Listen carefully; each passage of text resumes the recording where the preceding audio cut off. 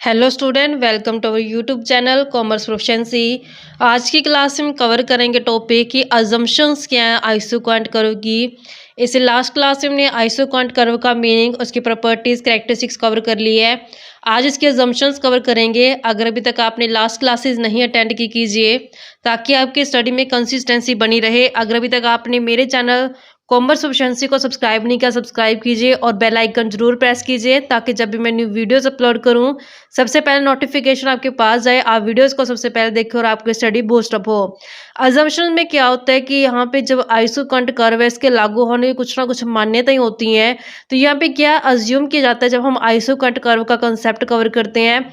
सबसे पहले इसकी अजम्पशन आती है कि टू फैक्टर ऑफ प्रोडक्शन। तो हम मानते हैं कि इसमें सिर्फ दो ही फैक्टर ऑफ प्रोडक्शन होते हैं। जैसे कि जब हमने एग्जाम्पल कवर किया था इसका, जब आइसोक्वांट कर्व का मीनिंग किया था, तो उसमें हमने लेबर और कैपिटल को लिया था। तो इस तरीके से हमने सिर्फ दो ही फैक्टर ऑफ प्रोडक्शन को उठाना है, यानी कि एक तो हमने लेबर ली थी, दूसरी कैपिटल ली थी। कहते हैं कि while drawing these curves it is assume for the sake of simplicity that only two factors are used to produce a commodity. कहते हैं यहाँ पे हमने इसको आसान करने के लिए इसको जब हम ड्रॉ करते हैं, जब हमने ड्रॉ किया था आइसोक्वांट कर्व को, तो हमने उसमें सिर्फ दो ही फैक्टर को अज्यूम किया था फैक्टर ऑफ प्रोडक्शन के लिए, कि सिर्फ दो ही फैक्टर का यूज करके प्रोड्यूसर क्या करता है, गुड्स और सर्विसेज को प्रोड्यूस करता है। तो जो आइसोक्वांट कर्व है ये प्रोड्यूसर के पॉइंट ऑफ व्यू से बनाया गया बच्चों। इंडिफरेंस कर्व जो होता है वो कंज्यूमर के पॉइंट ऑफ व्यू से होता है, जबकि जो ये आइसोक्वांट कर्व है ये प्रोड्यूसर के पॉइंट ऑफ व्यू से है। तो यहाँ पे हम ये अज्यूम करते हैं कि जब भी प्रोड्यूसर ने गुड्स और सर्विसेज को प्रोड्यूस किया, सिर्फ दो ही फैक्टर ऑफ प्रोडक्शन, जैसा कि हमने इसकी पिछली क्लासेस में एग्जाम्पल लेके समझा था कि दो में हमने सिर्फ क्या लिए थे, एक तो कैपिटल ली थी, एक लेबर ली थी, कि सिर्फ दो ही फैक्टर को लेकर के हमने प्रोडक्शन किया था गुड्स और सर्विसेज का। और दोनों ही फैक्टर क्या थे, वेरिएबल थे। हम दोनों ही फैक्टर्स को क्या कर सकते हैं, इसमें चेंज कर सकते हैं। नेक्स्ट अजम्पशन आती है कांस्टेंट टेक्निक। टेक्निक का मतलब क्या है कि जिस तरीके का इस्तेमाल करके प्रोडक्शन किया जा रहा है गुड्स और सर्विसेज का, तो वो तकनीक क्या रहेगी, सेम रहेगी, कांस्टेंट रहेगी। और उसके बारे में हमें पहले से पता है, बिफोर हैंड क्या उसके बारे में नॉन, मतलब जानते हैं हम कि क्या टेक्निक है जो अडॉप्ट की जाती है गुड्स और सर्विसेज को प्रोड्यूस करने के लिए। Divisible factor. डिविजिबल फैक्टर का मतलब क्या है कि हम फैक्टर्स को डिवाइड कर सकते हैं, छोटे छोटे हिस्सों में उसको डिवाइड कर सकते हैं। तो कहते हैं कि जो ये अज्यूम की जाती है, इसकी अजम्पशन है जो आइसोक्वांट कर्व की, जो फैक्टर ऑफ प्रोडक्शन यूज किए जाते हैं वो डिविजिबल है, यानी कि उसको डिवाइड कर सकते हैं।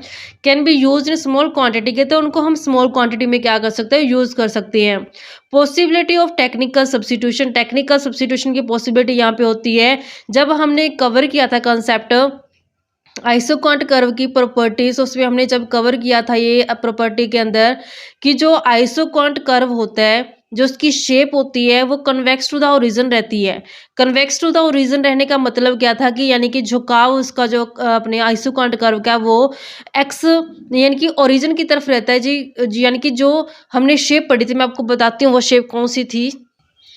ये वाला जब हमने प्रॉपर्टी की थी कि जो शेप होती है आइसोक्वांट कर्व की कन्वेक्स टू द ओरिजिन रहती है, यानी कि इसका जो शेप होता है वो ओरिजिन की तरफ कैसे झुकाव है। किस कारण से ये, इसका रीजन था marginal rate of technical substitution. Marginal rate of technical substitution कहता था कि जब हम एक फैक्टर को बढ़ाते तो दूसरे फैक्टर को क्या करना पड़ता है, हमें कम करना पड़ता है। जैसे इस केस में हमने क्या किया था, कैपिटल और लेबर दो फैक्टर्स लिए थे, जिसमें लेबर की यूनिट को बढ़ाया था और कैपिटल की यूनिट को क्या किया था, कम किया था। तो यहाँ पे जो उनका मार्जिन रेट और टेक्निकल सब्स्टिट्यूशन डिमिनिशन होने का कारण क्या था, इसका शेप जो कन्वेक्स टू द ओरिजिन था। तो यहाँ पे मार्जिन रेट और टेक्निकल सब्स्टिट्यूशन जो मेन रोल प्ले करती है आइसोक्वांट कर्व के अंदर।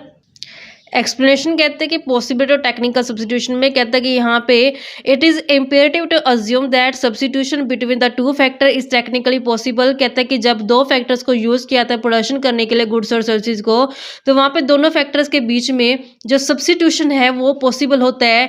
पॉसिबल का मतलब क्या है कि हम दोनों ही फैक्टर को सब्स्टिट्यूट करते हैं, यानी कि एक फैक्टर को बढ़ा देते हैं, उसकी जगह दूसरे को क्या करते हैं, कम कर देते हैं।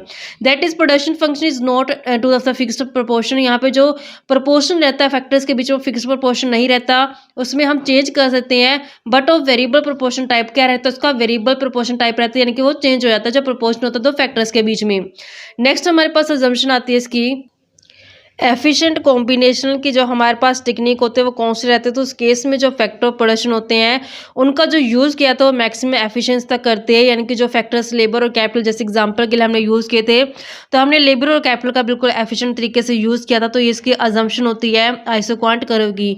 तो नेक्स्ट क्लास में हम कवर करेंगे बच्चों की, इसमें हमने कंसेप्ट जो लिंक कर देना है आइसोक्वांट कर्व को लिंक करके पढ़ेंगे रिटर्न टू स्केल के साथ और ऐसे रिटर्न टू फैक्टर के साथ, तो क्या इसका रिजल्ट निकलेगा आगे क्लास में कवर करेंगे। ऐसी रेगुलर वीडियो देखने के लिए आप मेरे चैनल कॉमर्स प्रोफिशिएंसी को सब्सक्राइब, लाइक और शेयर करें और बेल आइकन जरूर प्रेस करें ताकि जब भी मैं न्यू वीडियोस अपलोड करूं सबसे पहले नोटिफिकेशन आपके पास जाए, आप वीडियोस को सबसे पहले देखो और आपकी स्टडी बूस्टअप हो।